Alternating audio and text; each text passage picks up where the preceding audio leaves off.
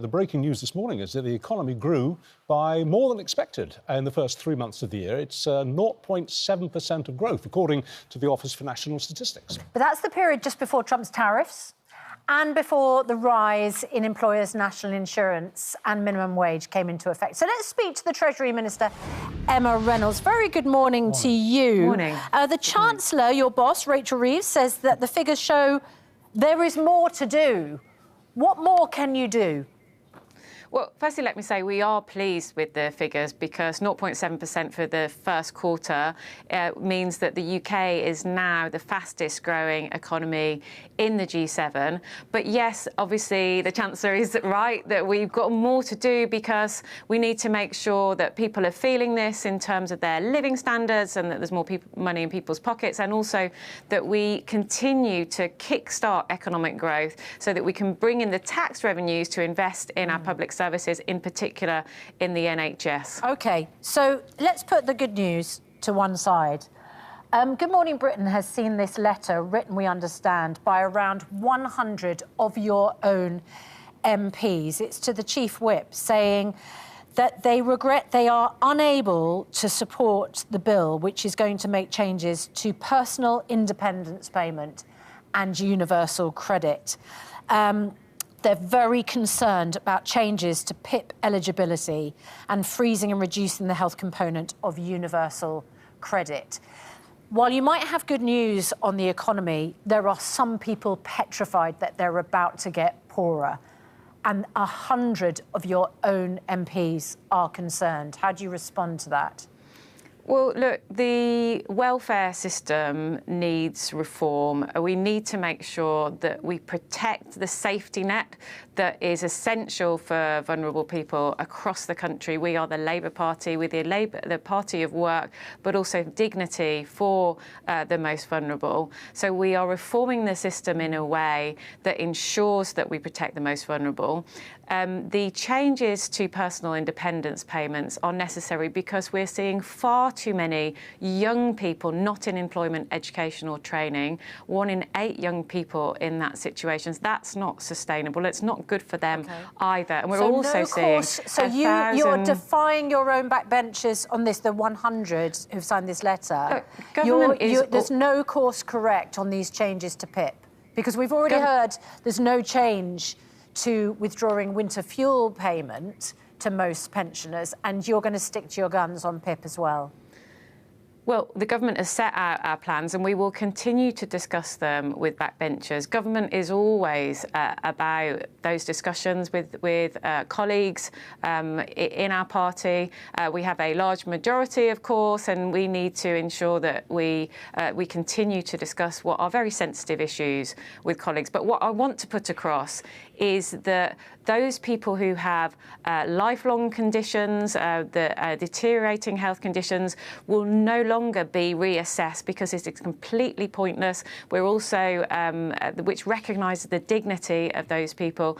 We're also introducing a new system of right to try, which will enable people who are on benefits to try work and not lose their benefits should that not work out, because that is a problem that is besieging people. So we're looking at creating a system that is fairer for everybody and more sustainable in the longer term to vitally protect the safety net that we need. But none of what you've just said is going to get this letter ripped up.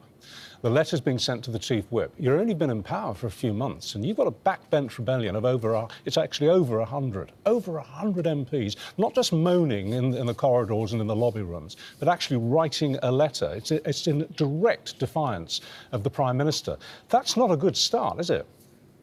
Look, we understand that this is a very tricky and sensitive issue, but we will continue to have discussions with colleagues across the parliamentary Labour Party. You know, Labour MPs are an incredibly important part of our efforts to reform this system, but also get the economy growing. That's a normal business of government. That's what governments do. All right, OK. Can we talk about reform? What's your opinion of the critique which has been levelled at the Prime Minister this week, that he's simply parroting reform policies on immigration because of what happened in the local elections a few weeks ago, that he's simply trying to take their ground from them? What do you think about that? Well, I don't think that is correct. We set out at the election that one of our first duties, if we were to have the privilege of serving in government, is national security, securing our borders. People want to see controls of immigration. They want to make sure that we're not having we've got net migration, thanks to the last Tory government, of nearly 1 million people. That is putting pressure on communities, and it's also putting pressure on the bonds that bond communities together. So we want integration in our country, but the Prime Minister also said that we have strength in diversity. There were many people who came from around the world in the post-war period to help us rebuild our country. So you can believe both of those things, by the way, and that is a completely different type of narrative to the one that we hear from Nigel Farage and the Reform Party. So you don't accept, then, that reform is driving the agenda now? I don't accept that, no. And you're not concerned that Nigel Farage, in maybe 4 years' time, maybe actually, and people wouldn't have said this 3 months ago, 6 months ago, could be Prime Minister? Well, look, I'm not going to start talking about the next general election. We're only 9 months out from the previous election that we won with a mandate for change to invest in our public services, to reform those public services, to ensure that we have a stable economy. We have started off on that and making progress on that. The economic fundamentals, as we said at the top of the interview, are strong. We've got stronger than expected economic growth with the fastest growing economy in the G7, and people's wages are increasing faster than prices, and mortgage rates and interest rates overall have come down 4 times since the election. Can I, we've already addressed that draft letter to the Chief Whip with 100 of your parliamentary colleagues on it. Can we talk about the winter fuel payment? How concerned were you by the fact that all political analysts believe that apart from immigration, winter fuel payments came up on the doorstep in the local elections? And as we addressed yesterday, 700,000 people eligible for pension credit, which gives them access to winter fuel payment, are not claiming it.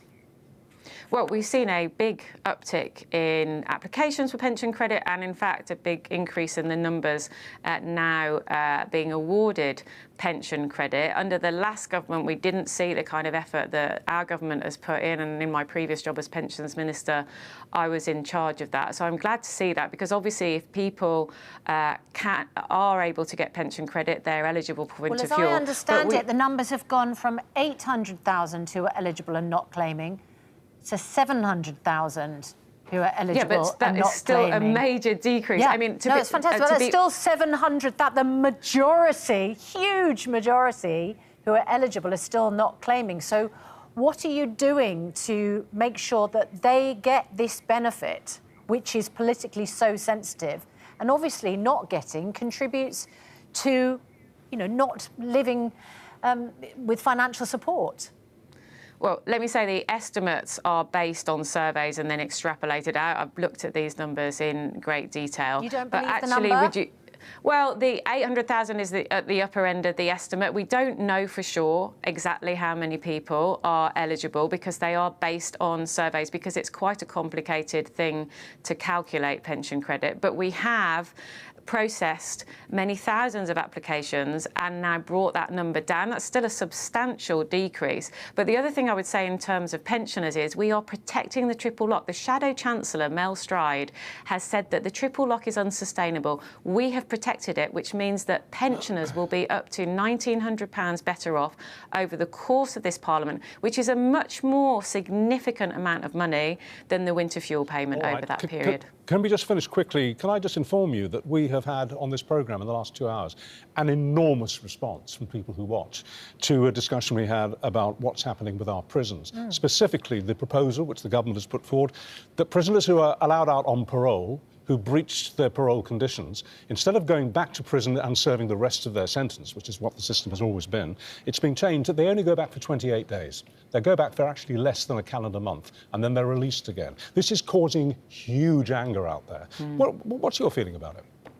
Well, I'm angry that we've been left in a position where we have to extend a scheme that was introduced by the Conservatives, because by November, we will be at capacity in our prisons, which is something that we wouldn't have expected coming into government. The Justice Secretary was very clear that we have a crisis in our prison estate. The last government only added 500 places to our prisons, and what would be unsustainable is if the police didn't have somewhere to put dangerous criminals that they are arresting on the street. It didn't have the prison places to put them into. So I understand the concern, I completely understand that, but we must have a sustainable criminal justice system where the police are able to put criminals in prison, and at the same time we're investing £4.7 billion in 3 new prisons, as announced by the Justice Secretary yesterday, which will add capacity. But we can't turn around this prison crisis in a matter of months. Well, a hugely popular solution coming from people watching this programme is that you simply deport foreign prisoners. You send them back to the countries that they came from.